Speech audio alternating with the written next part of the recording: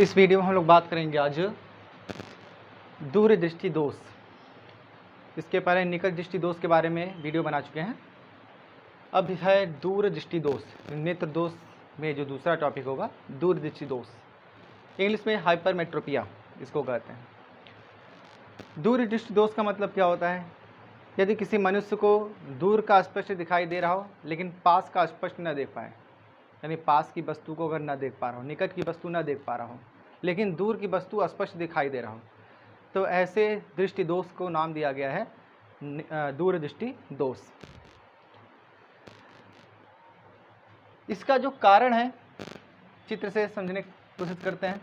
तो ये एक नेत्र गोला, नेत्र लेंस और पास में रखी किसी वस्तु, पास में एक वस्तु रख दिया गया है ओ। यह वस्तु हमें तभी दिखाई देगा जब इस वस्तु से निकलने वाली किरणें लेंस से, नेत्र लेंस से अपवर्तन के पश्चात रेटिना पर जाकर मिले, यानी पर्दे पर, रेटिना पर्दे पर अगर इमेज बनता है, प्रतिबिंब बनता है, तब हम उस वस्तु को देख पाते हैं। लेकिन होता नहीं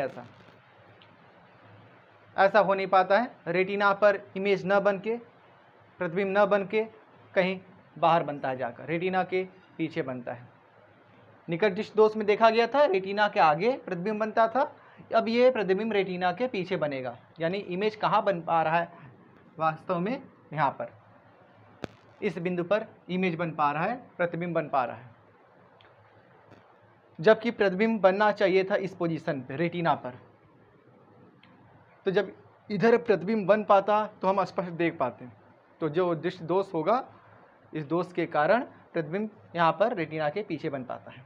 अब इसका कारण क्या है? तो कारण बस मुख्य दो है। नेत्र गोलक का व्यास घट जाना,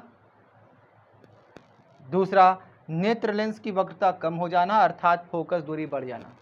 बिल्कुल जो निकट दृष्टि दोष के दो कारण थे उसी का जस्ट अपोजिट है, उसी का जस्ट उल्टा है। तो इसमें दिया गया है नेत्र गोलक का व्यास घट जाना, यानी नेत्र गोलक पहले बड़ा रहा होगा, गोलक का साइज जो थोड़ा इधर रहा होगा। वास्तव में पर्दा यहाँ पर था पहले आई पर, तो गोलक बड़ा रहा होगा, लेकिन किसी बीमारीवश ये गोलक छोटा हो गया, साइज घट गया है।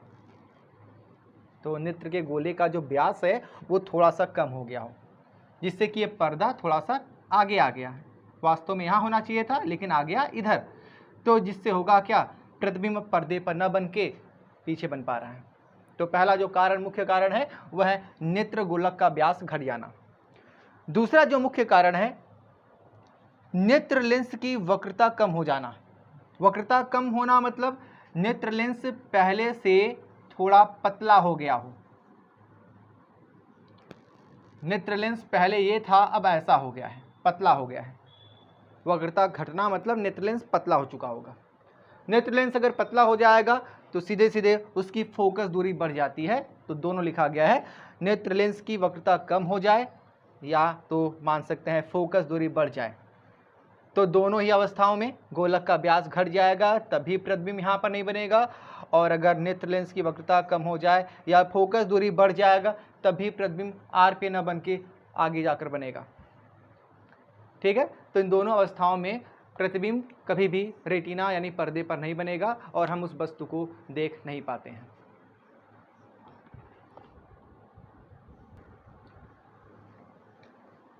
अब इस दोष को दूर करने के लिए क्या उपाय किए जाएं, यानी किस तरह के लेंस का उपयोग अपने चश्मे में कर सकते हैं।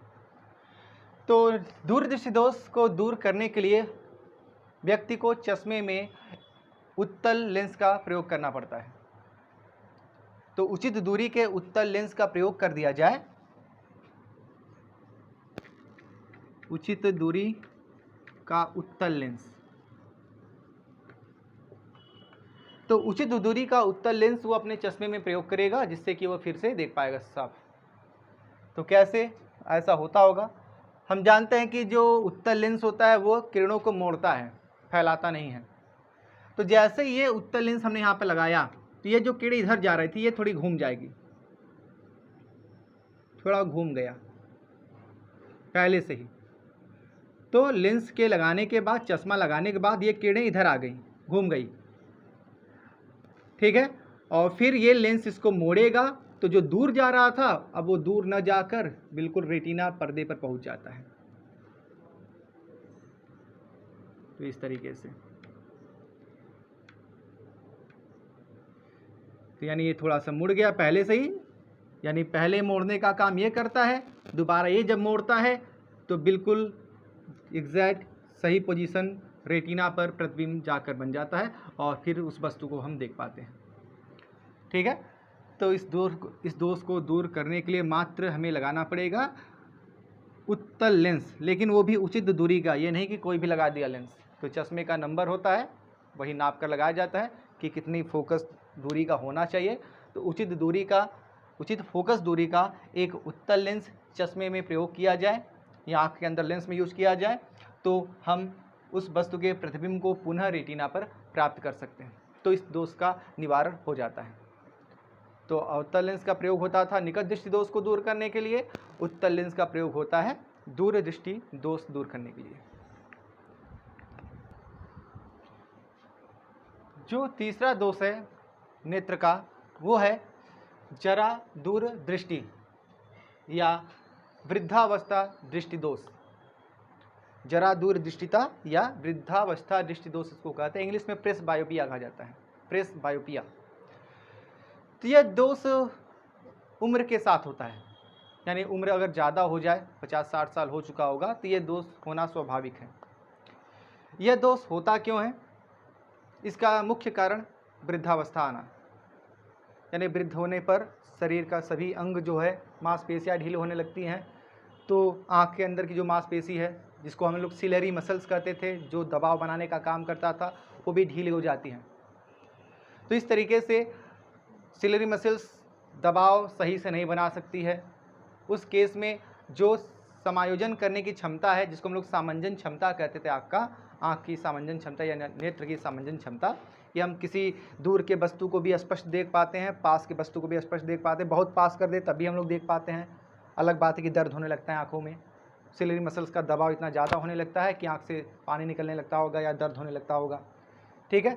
तो वृद्धावस्था में सिलरी मसल्स, सभी मसल्स से मांसपेशियाँ ढीली हो जाती हैं। उस अवस्था में जो मनुष्य के आँख के अंदर समायोजन करने की क्षमता होती है, किसी वस्तु को देखने की जो समायोजन करने की क्षमता होती है कि दूर का देखा जाए या पास का देखा जाए, तो दोनों अवस्थाओं में वो समायोजित नहीं कर पाता है, यानी वो दूर का भी स्पष्ट नहीं देख पाता है और पास का भी स्पष्ट नहीं देख पाता है। तो ऐसे दोष को कहा गया है जरा दूर दृष्टिता या वृद्धावस्था दृष्टि दोष। यानी सीधी बात है कि वृद्धावस्था होने पर मनुष्य के आँख के अंदर समायोजन करने की क्षमता कमज़ोर होने लगती है। जो सामंजस्य बैठाने की क्षमता थी कि दूर को भी देख लिया, पास का भी देख लिया, वो सही से बैठ नहीं पाता है।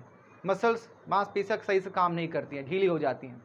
उस अवस्था में मनुष्य न तो पास का स्पष्ट देख पाता है, न तो दूर का स्पष्ट देख पाता है, और ऐसे दोष को नाम दिया गया जरा दूर दृष्टिता अथवा वृद्धावस्था दृष्टि दोष।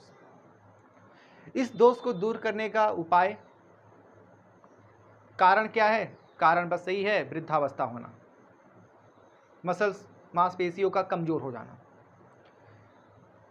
ठीक है। निवारण, इस दोष को दूर कैसे कर सकते हैं? इस दोष को दूर करने के लिए चश्मे में दोनों तरह के लेंसों को लगाना पड़ेगा। दूर का देखना है या पास का देखना है तो दोनों लेंस का प्रयोग करो। दूर का देखना हुआ तो हम लोग लगा देंगे अवतल लेंस, पास का देखना हुआ तो लगा दिया जाएगा उत्तल लेंस। यानी अवतल लेंस और उत्तल लेंस दोनों लेंस का अगर प्रयोग किया जाए तो वह दूर का भी स्पष्ट देख पाएगा और पास का भी स्पष्ट देख पाएगा। तो हम देखे होंगे कि वृद्धावस्था में जो होते हैं बुजुर्गों के चश्मे कुछ इस तरह से होते होंगे।